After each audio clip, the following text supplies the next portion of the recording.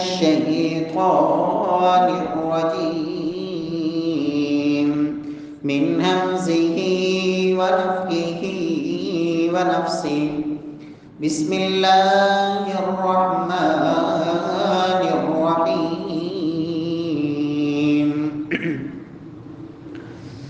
قد أفلح من تزكى وذكر اسم ربه فصلى بل تؤثرون الحياة الدنيا والآخرة خير وأبقى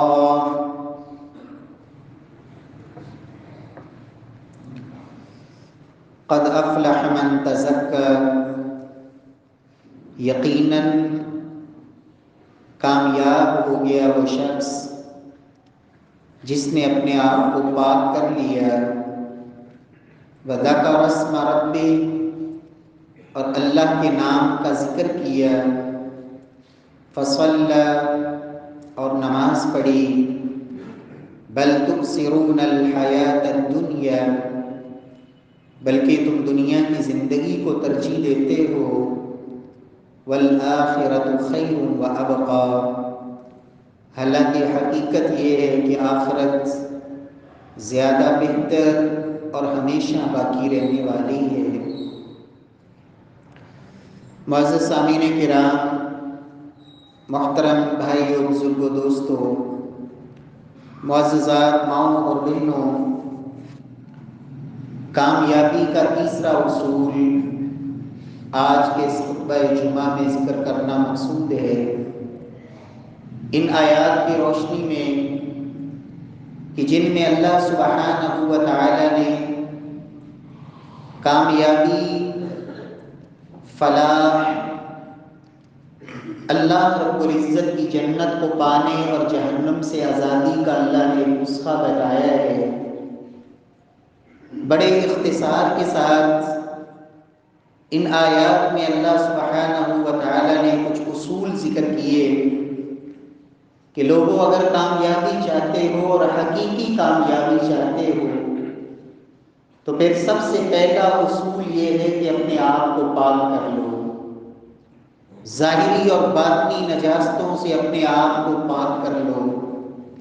اپنے اندر جھانک کے اپنے دل کا تزکیہ کر لو، اپنے نفس کا تزکیہ کر لو، اور اس تطہیر اور تزکیے کے بعد ذکر اسم ربی، اپنے دل میں نور بھرنے کے لیے اور اپنی زندگی میں روشنی لانے کے لیے، اور وہ نور اور روشنی جو کل قیامت والے دن کامیابی کی ضمانت بنے گی، اس نور کا پہلا طریقہ یہ ہے کہ اللہ کے نام کا ذکر کرو، فصلی، اور تیسرا اصول یہ ہے کہ پھر نماز بھی پڑھو۔ اور حقیقت یہ ہے کہ نماز، اس کے اندر پہلی دونوں چیزیں بھی موجود ہیں۔ نماز جہاں قرآن مجید انسان کی تذکیر اور تطہیر کا ذریعہ ہے، انسان کی صفائی اور طہارت کا سبب ہے، جہاں توبہ اور استغفار سے انسان کی تطہیر اور انسان کی صفائی ہوتی ہے، انسان کا تزکیہ ہوتا ہے، وہاں نماز بھی انسان کے گناہوں کی معافی کا ایک بڑا ہی بہترین ذریعہ ہے۔ نبی کائنات صلی اللہ علیہ وسلم فرماتے ہیں، میرے صحابہ، ارائیتم لو ان نہرا بباب احدکم یغتسل منہ کل یوم خمسا، فرمایا میرے صحابہ مجھے بتاؤ کہ کیا تمہارے گھر کے آگے سے اگر کسی شخص کے گھر کے سامنے سے نہر بہتی ہو جس میں دن میں وہ 5 مرتبہ غسل کرے، هل یبقى من درنه شیء، کیا اس کے جسم پہ کوئی میل کچیل باقی رہے گی؟ قالوا لا يبقى من درنه شیء، یا رسول اللہ صلی اللہ علیہ وسلم، جو شخص دن میں 5 مرتبہ غسل کرے اس کے جسم پہ نجاست اور غلاظت اور یہ میل کچیل کیسے باقی رہ سکتی ہے؟ اللہ کے رسول فرماتے ہیں فذلک مثل الصلوات الخمس، میرے صحابہ 5 نمازوں کی مثال یہی ہے، یمحو اللہ بہن الخطایا، اللہ سبحانہ و تعالیٰ ان نمازوں کے ذریعے انسان کو گناہوں سے ایسے ہی صاف کر دیتے ہیں۔ قد افلح من تزکر، لوگوں کامیاب ہو گیا وہ انسان جس نے اپنے آپ کو پاک کر لیا۔ وذکر اسم ربہ فصلی، اللہ کے نام کا ذکر کیا اور نماز پڑھی۔ نماز گناہوں کی معافی کا بہترین ذریعہ ہے۔ اللہ کے رسول صلی اللہ علیہ وسلم کی دوسری روایت فرمایا، لوگوں جب بندہ وضو کرتا ہے، اذا توضأ العبد المؤمن فمزمز خرجت الخطايا من فيه، فرمایا جب وضو کرتا ہے، ابھی نماز نہیں پڑھنی شروع کی، وضو کا آغاز کیا، فرمایا وضو کے لیے جب منہ میں پانی ڈالا، اس پانی کے گرنے کے ساتھ ہی اللہ منہ کے سارے گناہ بھی معاف فرما دیتے ہیں۔ جب انسان چہرہ دھوتا ہے، آنکھوں کے گناہ دھل جاتے ہیں، اور جب انسان مسح کرتا ہے، کانوں کے گناہ دھل جاتے ہیں۔ فرمایا اپنے ہاتھ اور پاؤں کو دھوتا ہے، ناخنوں کے اندر سے بھی اللہ گناہوں کو صاف کر دیتے ہیں۔ پھر نماز اس کے لیے مزید ایک اضافے اور اللہ رب العزت کے ہاں درجات کی بلندی کا رب العالمین اس نماز کو ذریعہ بنا دیتے ہیں۔ سیدنا عبداللہ بن مسعود رضی اللہ تعالی عنہ اسی لیے کہا کرتے تھے، لوگوں تحترقون تحترقون فإذا صليتم الصبح غسلتها ثم تحترقون وإذا صليتم الظهر غسلتها ثم تحترقون۔ سیدنا عبداللہ بن مسعود فرمایا کرتے تھے، لوگوں تمہارے ہی گناہ جو تم سے ہو جاتے ہیں، اللہ کی وہ معصیت اور نافرمانی جو کر بیٹھتے ہو، یہ تمہاری زندگی اس کے لیے اتنے خطرناک ہوتے ہیں کہ یہ گناہ تمہیں جلا رہے ہوتے ہیں، تم گناہوں کی نحوستوں میں جل رہے ہوتے ہو۔ جب صبح کی نماز پڑھتے ہو، یہ نماز ان گناہوں کو دھو دیتی ہے۔ پھر نماز کے بعد ظہر تک کا جو وقفہ ہوتا ہے، اس میں پھر تم سے جو کمی کوتاہی ہوتی ہے، وہ گناہ پھر تمہیں جلانے لگتے ہیں۔ اللہ رب العزت کی طرف سے بلاوا آتا ہے، تم ظہر کی نماز میں رب کے سامنے حاضر ہوتے ہو، نماز پڑھ کے فارغ ہوتے ہو، غسلتھا، یہ نماز تمہارے گناہوں کو دھو دیتی ہے۔ پھر تم گناہ پھر کر بیٹھتے ہو، پھر یہ گناہ تمہیں جلانے لگتے ہیں۔ تحترقون فإذا صلیتم العصر، جب عصر کی نماز پڑھتے ہو، غسلتھا، یہ نماز گناہوں کو پھر دھو دیتی ہے۔ اسی طرح پھر مغرب اور عشاء، فرماتے ہیں عشاء کی نماز پڑھ کے فارغ ہوتے ہو، پھر تم اللہ کے لیے اللہ کی طرف سے ایسے صاف ہو چکے ہوتے ہو کہ جب بستر پہ لیٹتے ہو تو گناہوں سے بالکل پاک ہوتے ہو۔ میرے پیارے بھائیوں، یہ نماز یہ خود ایک تزکیے کا بہترین ذریعہ ہے، گناہوں کی معافی کا ذریعہ ہے، اور یہ بہت بڑی عظمت ہے۔ قرآن مجید میں اللہ سبحانہ و تعالی فرماتے ہیں، ان الحسنات یذہبن السیئات، لوگوں یہ جو نیکیاں ہیں یہ گناہوں کو مٹاتی چلی جاتی ہیں۔ اور فرمایا تھا اللہ کے رسول صلی اللہ علیہ وسلم نے ایک صحابی سے، اتبع السیئۃ الحسنہ تمحوها، میرے صحابی اگر تم سے کوئی بھول چوک ہو جائے، اللہ کی معصیت اور نافرمانی ہو جائے، نفس کے پیچھے لگ کے رب کو ناراض کر بیٹھو، شیطان کے بہکاوے میں آ جاؤ، غلطی ہو جانے کے بعد پھر نیکی کرو، رب العالمین اس نیکی کے ذریعے تمہارے گناہ کو اللہ مٹا دے۔ میرے پیارے بھائیوں، نماز جہاں یہ گناہوں کی معافی کا سبب بھی ہے، وہاں یہ اللہ کا بہترین ذکر بھی ہے۔ نماز اللہ کا بہترین ذکر ہے۔ قرآن حکیم میں رب العالمین نے نماز کو ذکر بھی کہا، اقم الصلاۃ لذکری، نماز قائم کرو میرے ذکر اور میری یاد کے لیے۔ اور پوری کی پوری نماز حقیقت میں رب کا ذکر ہی ہے۔ اللہ اکبر انسان آغاز کرتا ہے اللہ کا نام لے کر، رب کے ذکر کو بلند کرتے ہوئے، اور ہر حرکت کے بعد قیام کے اندر، رکوع کے اندر، سجود کے اندر، تشہد کے اندر، نماز کا کون سا ایسا مرحلہ ہے جہاں انسان اپنے رب کو یاد نہ کرتا ہو؟ اللہ کا بہترین ذکر یہ نماز ہے۔ لوگوں کامیابی کا یہ راز رب نے کس انداز میں بیان کیا؟ فرمایا لوگوں حقیقی کامیابی چاہتے ہو، اپنے آپ کو پاک کر لو، اللہ کا ذکر کرو اور پھر نماز پڑھو۔ یہ تین کام کامیابی تمہیں دلائیں گے، اللہ کے ہاں سرخرو رسوخ کروائیں گے، اور کل قیامت والے دن رب کی جنتیں اور رب العالمین کی طرف سے مہمان نوازیاں تمہارا مقدر ہوں گی۔ اللہ رب العزت نصیب فرمائے۔ میرے پیارے بھائیوں، یہ نماز صرف گناہوں کی معافی کا ذریعہ نہیں، بلکہ نماز سے اللہ بڑیاں بلندیاں عطا فرماتے ہیں، وہ اجر عطا فرماتے ہیں۔ بڑی بڑی عبادات نماز کے ذریعے اللہ سبحانہ و تعالی ان کے برابر اور ان سے بھی بڑا مرتبہ محمد مصطفیٰ صلی اللہ علیہ وسلم فرماتے ہیں، من خرج من بیتہ متطہرا فاجرہ کاجر الحاج المحرم۔ فرمایا جو شخص گھر سے وضو کر کے، باوضو ہو کر، خوبصورت وضو کر کے، بہترین وضو کر کے اپنے گھر سے اللہ کے گھر کی طرف آتا ہے اپنے رب سے ملاقات کے لیے، فرمایا اس کا یہ گھر سے نکلنا اللہ کو اتنا پیارا نکلتا ہے، اتنا پیارا لگتا ہے، فرمایا رب العالمین اس کو اتنا ہی اجر دیتے ہیں جیسے ایک حاجی حج کرنے کے لیے احرام باندھ کر اللہ کے گھر بیت اللہ میں جاتا ہے، رب العالمین اس نمازی کو اللہ اس کے برابر اجر و ثواب عطا فرماتے ہیں۔ اور جمعے کا دن جمعے کی نماز، خطبہ جمعہ، اس کے لیے اللہ کے گھر کی طرف اٹھنے والے قدم اللہ کو اتنے پیارے لگتے ہیں کہ 8 دن کے بعد آج میرا بندہ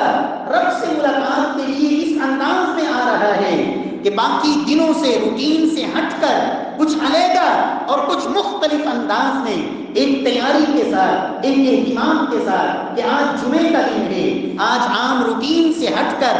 میں نے پہلے جانا ہے، وقت پہ جانا ہے، خطبہ سننا ہے، قریب ہو کر بیٹھنا ہے۔ اللہ کے رسول صلی اللہ علیہ وسلم فرماتے ہیں جمعے والے دن من غسل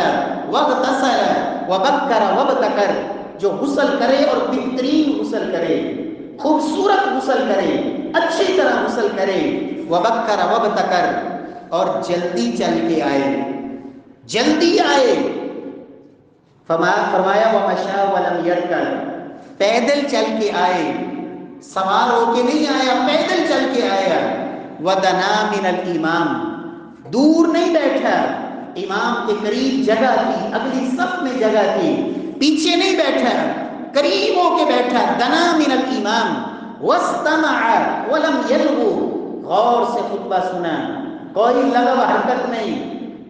پوری یکسوئی کے ساتھ۔ فرمایا اس کا گھر سے لے کے رب کے گھر مسجد تک اٹھنے والے جتنے قدم ہیں، چاہے وہ 1000 ہوں یا 2000 ہوں، 500 یا 100، جتنے قدم ہوں، محمد مصطفیٰ صلی اللہ علیہ وسلم فرماتے ہیں ہر ایک قدم کے بدلے اللہ سبحانہ و تعالی 1 سال کی رات کی نماز، رات کی تہجدیں اور 1 سال کے نفلی روزوں کے برابر رب العالمین ہر قدم پر اللہ اجر و ثواب عطا فرماتے ہیں۔ میرے پیارے بھائیوں، کی نماز کی برکت، اللہ کے گھر میں آنے کی برکت، اتنا بڑا مقام محمد مصطفیٰ صلی اللہ علیہ وسلم سے ایک صحابی نے سوال کر دیا ہے، یا رسول اللہ صلی اللہ علیہ وسلم اسألک مرافقتک فی الجنہ، یا رسول اللہ مجھے اور کچھ نہیں چاہیے، دنیا کی دولت، دنیا کا پیسہ، دنیا کا درہم دینار، دنیا کے اندر شہرت عہدہ کچھ نہیں چاہیے، یا رسول اللہ چاہیے تو جنت میں آپ کا ساتھ چاہیے، اسألک مرافقتک فی الجنہ، یا رسول اللہ جنت میں آپ کا ساتھ چاہیے۔ محمد مصطفیٰ صلی اللہ علیہ وسلم نے کیا نسخہ بتایا، عمل کیا بتایا؟ رسول اللہ صلی اللہ علیہ وسلم نے 2 لفظوں کے اندر فرمایا میرے صحابی اگر جنت میں میرا ساتھ چاہیے، ربیہ، صحیح مسلم کی روایت، ربیہ بن کعب اگر جنت میں میرا ساتھ چاہیے فَأَعِنِّي عَلَى نَفْسِكَ بِكَثْرَةِ السُّجُودِ، پھر اس پیشانی کو کثرت سے اپنے رب کے سامنے زمین پہ رکھا کر کثرت سے سجدے کیا کر، رب العالمین تجھے کل قیامت والے دن اللہ اپنی جنتوں میں محمد مصطفیٰ کا اللہ ساتھ نصیب فرمائے۔ رب العالمین ہم سب کو بھی توفیق نصیب فرمائے۔ میرے پیارے بھائیوں، یہ نماز اتنی خوبصورت عبادت بھی ہے، گناہوں کی جہاں یہ معافی کا سبب بھی ہے، جہاں اللہ کے ہاں بلند درجات کا ذریعہ بھی ہے، جہاں جنت میں محمد مصطفیٰ صلی اللہ علیہ وسلم کی رفاقت کا سبب بھی ہے، وہاں اللہ کے رسول صلی اللہ علیہ وسلم نے لوگوں اسے دنیا کے اندر بھی دکھوں کا، غموں کا، پریشانیوں کا علاج بتایا ہے۔ رسول اللہ صلی اللہ علیہ وسلم کے صحابہ فرماتے ہیں کان اذا حزبہ امر صلی، اللہ کے رسول کو جب بھی کوئی پریشانی آتی، جب بھی کوئی غم آتا ہے، صلی، رسول اللہ صلی اللہ علیہ وسلم نماز پڑھتے، اللہ کے سامنے سجدہ ریز ہوتے، اور اللہ کے رسول صلی اللہ علیہ وسلم سیدنا بلال سے فرمایا کرتے یا بلال اقیم الصلاۃ ارحنا بہا، بلال نماز کے لیے اقامت کہو، ہم نماز پڑھیں تاکہ ہمیں سکون مل جائے، ہمیں راحت نصیب ہو جائے، دنیا کے غم چھٹ جائیں۔ اور اللہ کے رسول صلی اللہ علیہ وسلم نے ایسے تو نہیں فرما دیا جعلت قرۃ عینی فی الصلاۃ، اللہ نے نماز کو میری آنکھوں کی اللہ نے ٹھنڈک بنایا ہے۔ رسول اللہ صلی اللہ علیہ وسلم کو پریشانی آتی ہے پھر بھی نماز پڑھتے ہیں، اور قرآن مجید میں رب العالمین نے فرمایا لوگو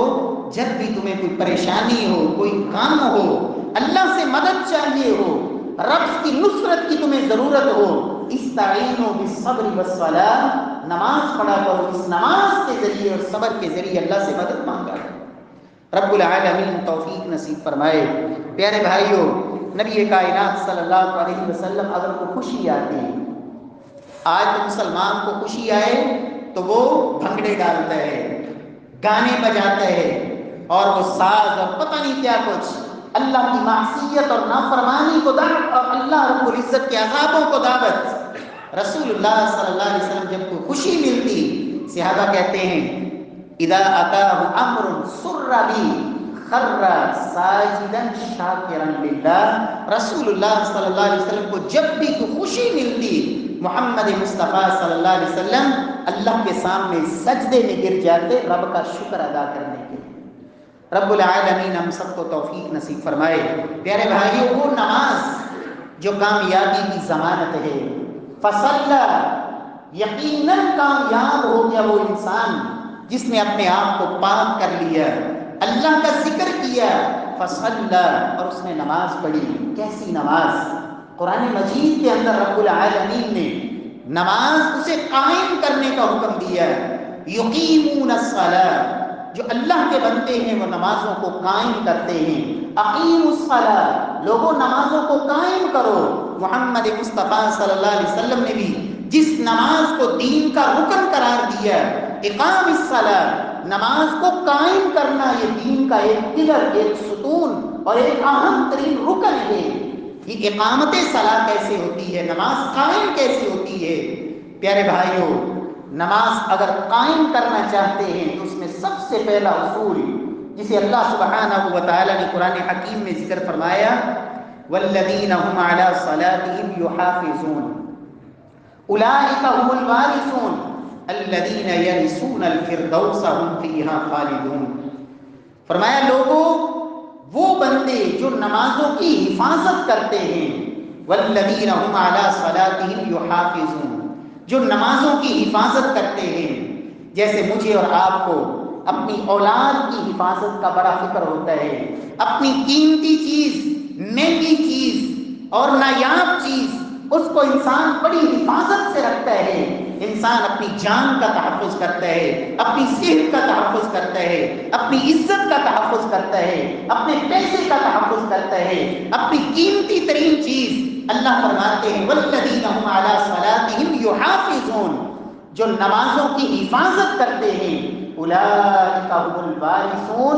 الذین یرثون الفردوس، یہی لوگ ہیں جو حقیقت میں وارث ہوں گے اور جنت کے اس مقام کے وارث ہوں گے جو جنت میں بھی سب سے اعلیٰ مقام ہے۔ الذین یرثون الفردوس، فردوس کے باغات کے وارث ہوں گے، ہم فیہا خالدون، اور ان باغات کے اندر، فردوس الاعلیٰ کے اندر یہ ہمیشہ ہمیشہ رہیں گے جو اپنی نمازوں کی حفاظت کرتے ہیں۔ پیارے بھائیوں، حفاظت کیسے ہوتی ہے؟ میں نے اور آپ نے کسی پروگرام میں جانا ہو تو مجھے اور آپ کو یہ فکر ہو کہ میں فلاں وقت سے فلاں وقت تک اس پروگرام میں جا رہا ہوں، وہاں میری نماز کا وقت تو نہیں آئے گا، اگر آئے گا تو میں نے نماز کیسے ادا کرنی ہے؟ میں سفر پہ نکلنے لگا ہوں، سب سے پہلے میں اپنی نماز کو دیکھوں کہ میرا سفر اس وقت شروع ہو رہا ہے، اس وقت ختم ہوگا، میری نماز کون سی درمیان میں آ رہی ہے، اس نماز کو میں نے کیسے ادا کرنا ہے۔ اور یہ تو عام انسان ہے۔ فاروق اعظم رضی اللہ تعالی عنہ جب کسی شخص کو کسی علاقے کا گورنر بناتے، کوفے کا، بصرہ کا، شام کا، مصر کا، مختلف علاقے فتوحات جہاں جہاں ہوتی، کسی کو گورنر بناتے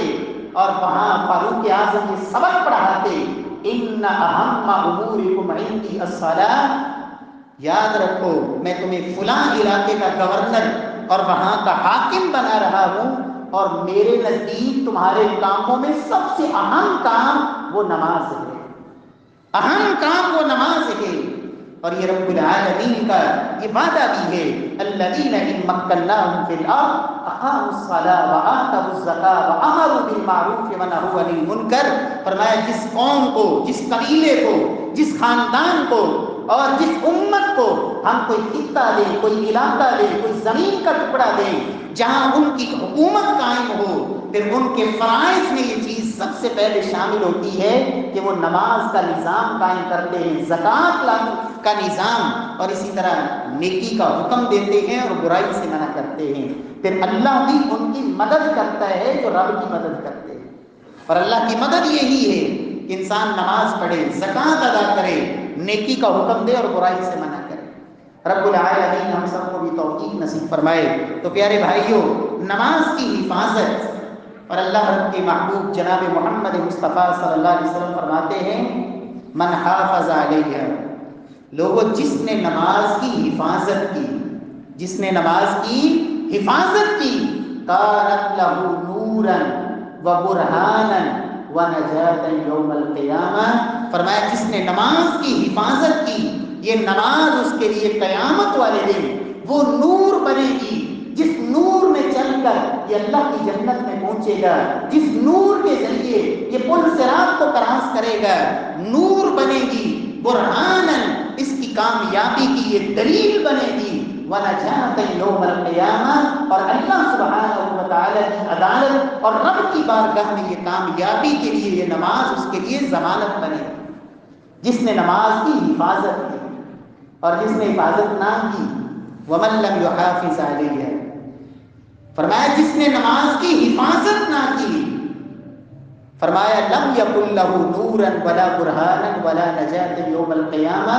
جس نے نماز کی حفاظت نہ کی، نہ یہ اس کے لیے نور ہوگی، نہ دلیل ہوگی، اور نہ اس کی نجات کا ذریعہ بنے گی۔ وَكَانَ مَا فِرْعَوْنَ وَقَارُونَ وَحَامَانَ وَأُبَيَّ بْنَ خَلَفَ، فرمایا جس نے نماز کی حفاظت نہ کی، وہ کل قیامت والے دن قارون، فرعون، حامان اور ابی بن خلف، جو اللہ رب العزت کے سب سے بڑے مجرم تھے اور بڑے بڑے باغی اور سرگنے تھے کفر کے، فرمایا یہ قیامت والے دن ان کے ساتھ ہوگا جس نے نماز کی حفاظت نہ کی۔ رب العالمین ہمیں نماز کی حفاظت کی توفیق نصیب فرمائے۔ پیارے بھائیوں، دوسری چیز اقامت صلاۃ میں وہ ہے مداومت، ہمیشگی، تسلسل، الذین هم علی صلاتهم دائمون، اللہ قرآن میں فرماتے ہیں کامیاب ہونے والے، ایمان والے، عباد الرحمن، رحمان کے بندے، اللہ کے ہاں کامیابی پانے والے، الذین هم علی صلاتهم دائمون، جن کی نمازوں کے اندر دوام ہوتا ہے، ہمیشگی ہوتی ہے، ہمیشہ نماز پڑھنے والے، یہ نہیں کہ جب دل چاہ پڑھ لی، کبھی پڑھ لی کبھی چھوڑ دی، دل نے چاہا تو پڑھ لی، دل نہیں مان رہا تو چھوڑ دی، یہ رب پرستی، رب کی پوجا تو نہ ہوئی، اللہ کی عبادت تو نہ ہوئی، یہ تو نفس کی پوجا ہوئی، یہ تو نفس کی خواہشات کا پجاری بنا بیٹھے ہے۔ افرأیت من اتخذ الہہ ہواہ، اپنے نفس کو اپنا خدا بنا رکھا ہے، نفس چاہتا ہے تو نماز میں آ جاتا ہے، دل نہیں مانا تو چھوڑ دی، یہ نماز نہیں جو انسان کے لیے کامیابی بن جائے۔ الذین هم علی صلاتهم دائمون،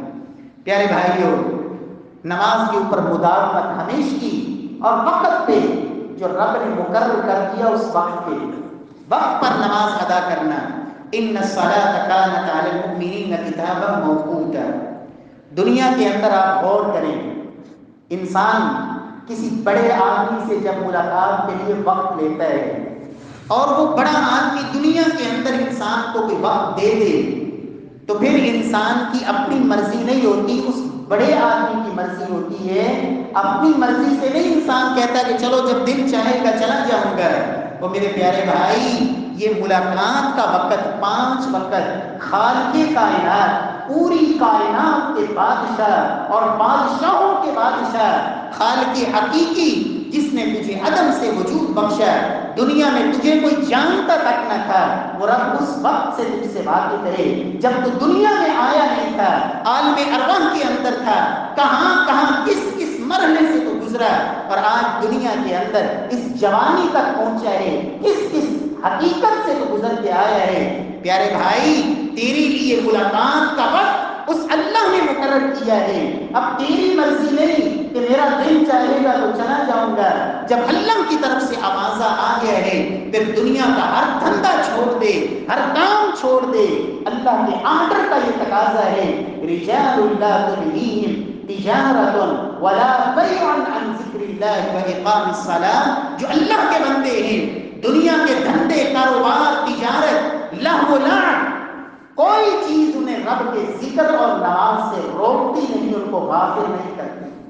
اس لیے کہ اللہ کا بلاوا آ گیا۔ اور دنیا نے وہ منظر دیکھا کہ جب سعودی عرب کا وہ حکمران جب اوباما کے استقبال کے لیے ایئرپورٹ پہ موجود تھا تو اس وقت جب اللہ اکبر کی صدا آئی تو اس نے اسے چھوڑا اور مسجد کی طرف ساری کابینہ کے ساتھ اللہ کے گھر کی طرف۔ ٹھیک ہے، تو دنیا کی سپر پاور کا بادشاہ ہے، لیکن اس وقت بلاوا اس بادشاہ کا آ گیا ہے جو سب سے بڑا بادشاہ ہے۔ میرے پیارے بھائی، اگر میری اور آپ کی نماز یہ ہے کہ معمولی سے دکانداری اور دنیا کا یہ معمولی چھوٹے چھوٹے کام اگر ہمیں نماز سے دور کر دیں، نماز سے غافل کر دیں، مرضی ہے ٹائم مل گیا تو پڑھ لی، نہ ملا تو خیر ہے، میرے پیارے بھائی یہ وہ نماز نہیں جو انسان کے لیے کامیابی کی ضمانت بنے۔ الذین هم علی صلاتهم دائمون، جو نمازوں کے ہمیشگی کرنے والے۔ اللہ کے رسول صلی اللہ علیہ وسلم نے فرمایا، من سمع النداء فلم یأتی فلا صلاۃ له الا من عذر، جس نے اذان سنی پھر نماز کے لیے نہیں آیا، فلا صلاۃ له، اس کی نماز ہی نہیں، الا من عذر، ہاں اگر کوئی عذر ہے، واقعی جس کو اللہ اور اس کے رسول نے عذر کہا ہے، اگر کوئی ایسا عذر تھا تو ٹھیک ہے، وگرنہ عذر کے بغیر نماز کو مرضی سے لیٹ کرنا، وقت ہی نکال دینا، میرے پیارے بھائیوں اللہ رب العزت کو ایسی نمازوں کی کوئی ضرورت نہیں۔ صحابہ کرام رضوان اللہ علیہم اجمعین کس قدر اہتمام کرتے، اللہ اکبر۔ ایک نابینا صحابی اللہ کے رسول صلی اللہ علیہ وسلم کے سامنے عذر پیش کیے، یا رسول اللہ نابینا ہوں، گھر بھی مسجد سے بڑا دور ہے، راستے میں کھجوروں کے درخت بھی ہیں، مدینے کے اندر وہ درندے اور ایسے خطرناک قسم کے جانور جو چیرنے اور پھاڑنے والے، اور مجھے مسجد میں کوئی لانے والا بھی نہیں، یا رسول اللہ میرے اتنے عذر ہیں، کیا میں گھر میں نماز پڑھ سکتا ہوں؟ آپ نے فرمایا اذان سنتے ہو؟ ہاں اذان تو سنتا ہوں۔ فرمایا نبینا ہونا، گھر دور ہونا، راستے میں درختوں کی رکاوٹیں ہونا، اور مدینے میں جانور جو چیرنے اور پھاڑنے والے ان کا ہونا، اور تمہیں مسجد میں کوئی لانے والا نہیں۔ فرمایا یہ پانچوں عذر اپنی جگہ، لیکن اذان سنتے ہو تو پھر مسجد میں آنا ہی ہے نماز کے لیے۔ اللہ ہمیں بھی توفیق دے، ہمیں اللہ نے آنکھیں بھی دی، ہر گلی محلے میں مسجد، راستے میں کوئی ایسا خطرہ نہیں کہ ہماری جان کو خطرہ ہو، پیارے بھائی، اور کسی کا انگلی سے پکڑ کے لانے کی بھی ضرورت نہیں۔ اللہ نے قوت دی، طاقت دی، صحت دی، جوانی دی، اور پھر رب کے سامنے سجدے کی تجھے توفیق نہیں، اور پھر جب دنیا کے ہر طرف سے دھتکار دیا جائے گا، جب کوئی بھی قبول کرنے کے لیے تیار نہیں کہ اب تو ہمارے کام کا نہیں، تیری عقل کام نہیں کرتی، اب تو ہمارے کام کا نہیں، ریٹائر ہو جائے ہمارے محکمے سے، اس لیے کہ تیرے اعضاء، تیری قوت اور طاقت اب ہمارے محکمے کو نفع نہیں دے سکتی، پھر کہتا ہے چلو اب مسجد میں چلتا ہوں، میرے پیارے بھائی کس منہ سے آئے گا کہ جب ساری زندگی اللہ کے سامنے تو سجدے کی توفیق نہیں ہوئی، اب ہر طرف سے دھتکار دیا گیا، اب کس منہ سے رب کے سامنے آئے گا جبکہ کمر بھی ساتھ نہیں دے رہی اور پیشانی بھی زمین تک پہنچنے نہیں دیتی، ہمت ہی نہیں ہے رب کے سامنے کھڑا ہو کے نماز پڑھ لے۔ رب العالمین کو وقت آنے سے پہلے شاب نشا فی عبادت اللہ، جوانی کے اندر، صحت کے اندر اپنے رب کو منائیے، یہی اللہ کے ہاں زیادہ عظمت والی بات ہے۔ رب العالمین توفیق نصیب فرمائے۔ پیارے بھائیوں، تیسری چیز اقامت الصلاۃ، نماز کو قائم کرنا۔ اس میں تیسری چیز یہ ہے کہ نماز کو پڑھیں اور خشوع خضوع سے پڑھیں، خوف اور ڈر، رب کی محبت اور اللہ کا ڈر، دونوں چیزیں، ملاقات کا شوق، جیسے انسان ایک محبوب سے ملتا ہے جس سے سچی محبت ہوتی ہے، اس کے لیے کیسے بے تاب اور بے چین ہوتا ہے، رب سے ملاقات کے لیے اس طرح محبت کے ساتھ، اور اللہ رب العزت کا خوف، اس کی رحمتوں کی امیدیں نماز کے اندر پوری توجہ کے ساتھ۔ امام ابن قیم رحمۃ اللہ علیہ فرمایا کرتے تھے صلاۃ بلا خشوع ولا حضور قلب، فرمایا کرتے تھے کہ ایسی نماز جس نماز کے اندر خشوع نہ ہو، جس نماز میں انسان کا دل حاضر نہ ہو، فرمایا کرتے تھے کبدن میت لا روح فی، اس مردہ لاش کی طرح ہے جس میں سے جان نکل چکی ہو۔ جس نماز کے اندر خشوع خضوع نہیں، اس مردہ لاش کی طرح ہے جس سے روح نکل چکی ہے۔ اور سلف کہا کرتے تھے لیس للمرء من صلاته الا ما عقل منها، انسان کی نماز میں سے اسے وہی ملتا ہے جتنی اس کو سمجھ آتی ہے، جتنا اسے شعور ہوتا ہے، جتنا اس کا دل حاضر ہوتا ہے، وہی نماز میں سے اسے نصیب ہوتا ہے۔ اور محمد مصطفیٰ صلی اللہ علیہ وسلم نے تو یہ اعلان کر دیا تھا لوگوں نمازی سارے ہیں، نماز پڑھنے والے، لیکن ایک نماز پڑھ کے فارغ ہوتا ہے، نماز کے 10 حصوں میں سے 9 ضائع کر چکا ہوتا ہے، ایک حصہ نصیب ہوتا ہے۔ فرمایا کسی کو 9واں حصہ، کسی کو 8واں، کسی کو 7واں، کسی کو 6واں، کوئی 5واں، کوئی 4تھا، کوئی آدھی نماز کا اجر لے کے جا رہا ہوتا ہے۔ وہ نصیبے والے ہوتے ہیں جن کو پوری نماز کا اجر ملتا ہے۔ اور وہ کب ملتا ہے؟ اللہ کے رسول فرماتے ہیں لوگوں اللہ نے 5 نمازیں فرض کی ہیں، جس انسان نے ان نمازوں کے رکوع کو مکمل کیا، سجدے کو مکمل کیا، وَأَتَمَّ خُشُوعَهُنَّ، اور اس نماز کے خشوع کو مکمل کیا، اللہ رب العزت کا اس کے ساتھ وعدہ ہے کہ اللہ اس کو ضرور معاف فرمائے۔ فرمایا جس نے نماز کا خشوع پورا نہ کیا، رکوع سجود پورے نہ کیے، فَلَيْسَ لَهُ عَلَى اللَّهِ عَهْدٌ، اللہ کے رسول فرماتے رب کا اس سے کوئی وعدہ نہیں، نماز پڑھنے کے باوجود انشاء غفر اللہ و انشاء عذب، اللہ چاہے تو اسے معاف فرما دے اور چاہے تو اسے اس پر عذاب میں مبتلا کر دے۔ اللہ رب العزت محفوظ فرمائے۔ اس لیے پیارے بھائیوں، نماز پڑھیں، ضرور پڑھیں، لیکن نماز کی حفاظت کریں،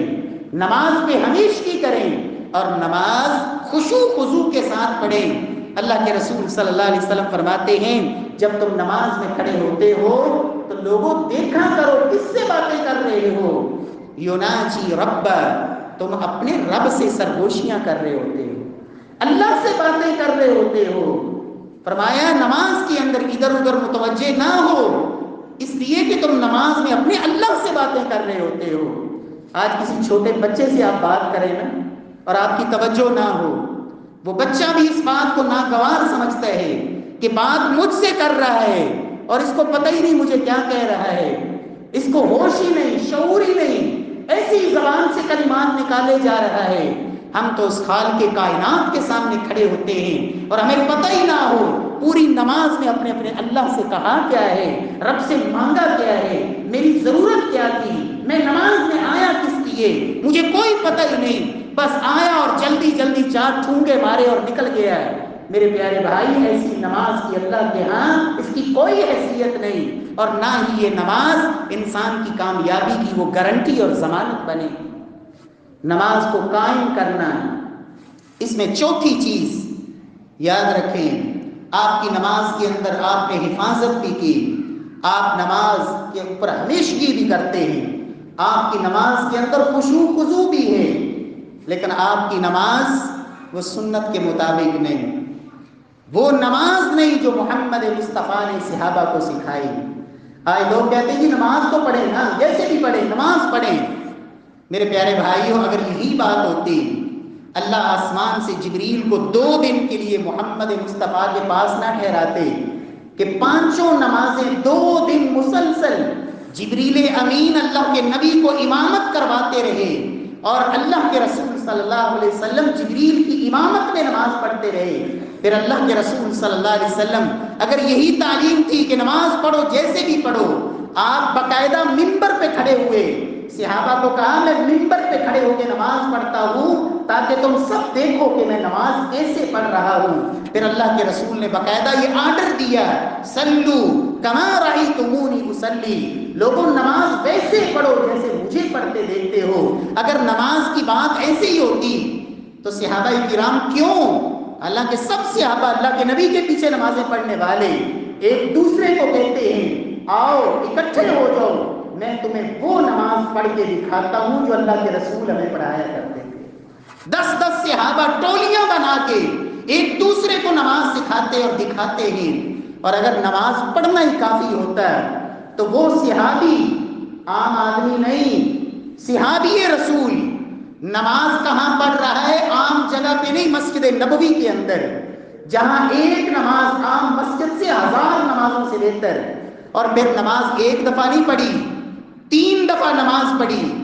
اللہ کے رسول کے سامنے نماز پڑھی، اور اللہ کے رسول کے پاس آ کے سلام کہا، آپ نے کہا ارجع فصلی فإنک لم تصلی، جاؤ نماز پڑھو، تو نے نماز پڑھی نہیں۔ وہ پھر نماز پڑھ کے آیا، خلاد بن رافع رضی اللہ تعالی عنہ صحابی رسول، خلاد بن رافع نماز پڑھی، پھر نماز پڑھی، پھر نماز پڑھی، جب 3 دفعہ نماز پڑھ کے پھر آیا تو آ کے کہتے ہیں یا رسول اللہ صلی اللہ علیہ وسلم والذی بعثک بالحق ما احسن غیرہ فعلمنی،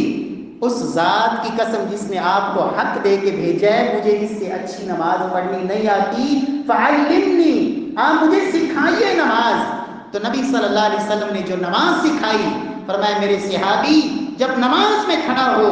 اللہ اکبر دے، قرآن کی تلاوت کر، سورۃ الفاتحہ پڑھ، فرمایا پھر رکوع میں چلا جا اطمینان کے ساتھ، رکوع میں اطمینان کر، پھر رکوع سے کھڑا ہو جا اطمینان کے ساتھ، پھر سجدے میں چلا جا، پھر اطمینان، ہر رکن میں اطمینان ہو، سکون ہو، اعتدال ہو، ہر عضو اپنی جگہ پہ چلا جائے۔ فرمایا ثم افعل ذلك في صلاتك كلها، پھر پوری نماز پہلی رکعت سے لے کے آخری تک تیری نماز ایسی ہونی چاہیے، اطمینان کے ساتھ، اعتدال کے ساتھ، سکون کے ساتھ، ہر رکن کے اندر اعتدال۔ اور اگر نماز جیسے مرضی پڑھے تو سیدنا حذیفہ، صحیح بخاری کی روایت، ایک شخص کو دیکھا نماز پڑھتے ہوئے، کہا کتنے عرصے سے نماز پڑھ رہے ہو؟ کہا 40 سال ہو گئے، 40 سال سے نمازی ہوں۔ کہا اللہ کی قسم اگر اسی طرح تمہاری موت واقع ہو جاتی ایسی نماز پہ، مت علی غیر ملت محمد صلی اللہ علیہ وسلم، تمہاری موت ملت محمد سے ہٹ کے ہوتی صلی اللہ علیہ وسلم۔ اس لیے پیارے بھائیوں، اللہ ہمیں توفیق نصیب فرمائے کہ ہم نمازی بنیں، ایسی نماز پڑھیں جو اللہ کے ہاں کامیابی کی ضمانت ہو، ایسی نماز اللہ ہمیں نصیب فرمائے جو نماز ہمیں بے حیائی سے روک دے، جو نماز ہمیں برائی سے روک دے، جو نماز ہمارے گناہوں کو دھو ڈالے، جو نماز ہمیں اللہ کی ملاقات کا شرف بخشے، جو نماز واقعہ ہی اللہ کے ہاں سرخروئی کا ذریعہ ہو۔ رب العالمین توفیق بخشے۔ واقول قولی ھذا وآخر دعوانا الحمد للہ رب العالمین۔